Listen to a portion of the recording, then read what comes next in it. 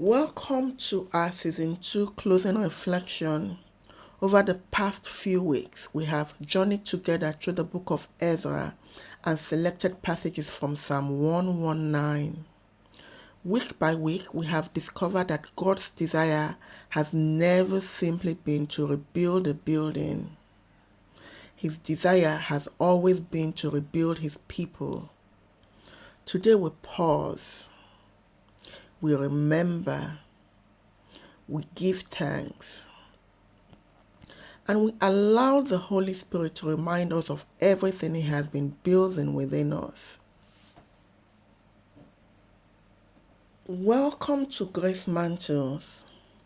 If this is your first time joining us, thank you for being here.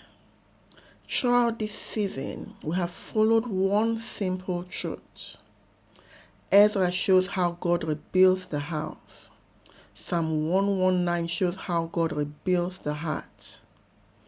Every lesson, every scripture, every prayer, every declaration has pointed us back to one reality.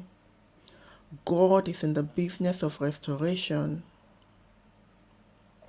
Perhaps He has been rebuilding something in your own life. Perhaps He has been strengthening your faith. Perhaps He has been restoring hope. Perhaps He has simply been reminding you that He has never left you. Today, we celebrate His faithfulness.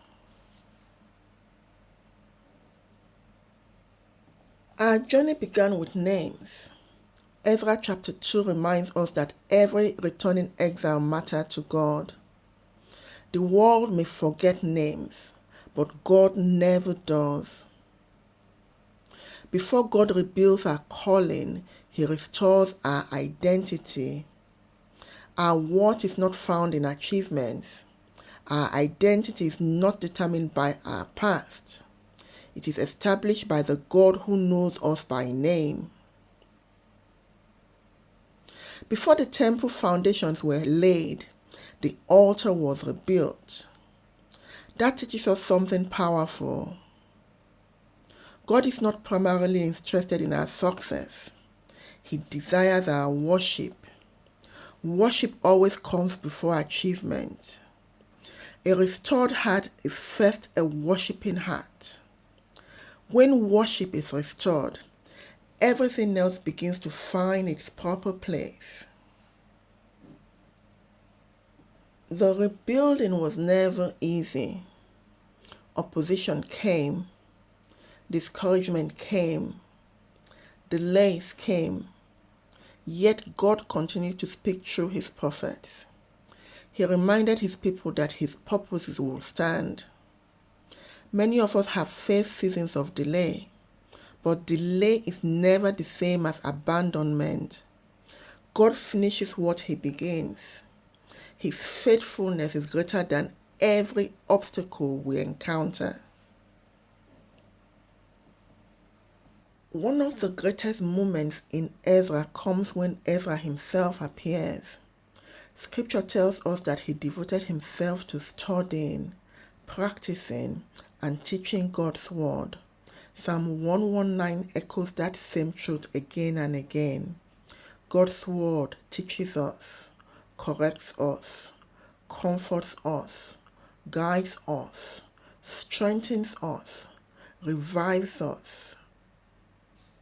A restored life is built upon God's truth. His word remains our foundation. Ezra led people on a dangerous journey. Instead of relying on earthly protection, he chose to trust God. Trust is rarely learned during easy seasons. It is formed when we continue walking even when we cannot see the whole path. Faith does not require perfect certainty. It requires confidence in a faithful God. Restoration required honest repentance. God's people humbled themselves before Him, but repentance did not stop with sorrow. It produced obedience. True repentance changes direction. It changes priorities. It changes lives. God continues to form willing hearts that respond to His voice. Heavenly Father, thank you for every lesson you have taught us throughout this season. Thank you for restoring our identity. Thank you for restoring our worship.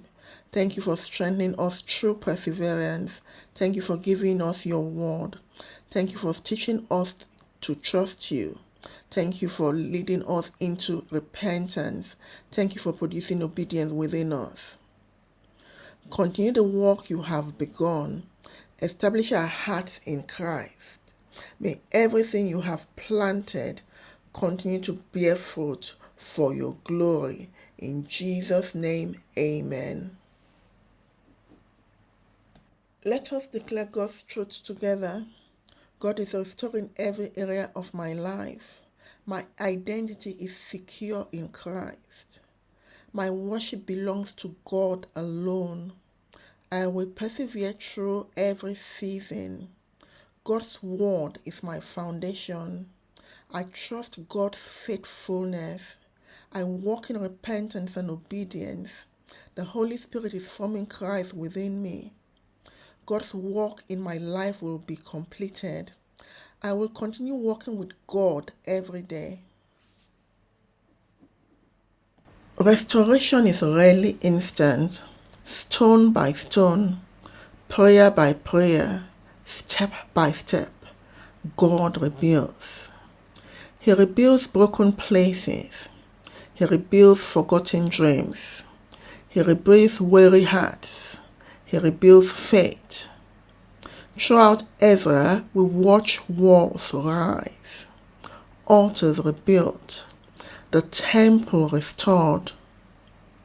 Throughout Psalm 119, we watch something even deeper, the rebuilding of the human heart, identity, worship, perseverance, the word, trust, repentance, obedience.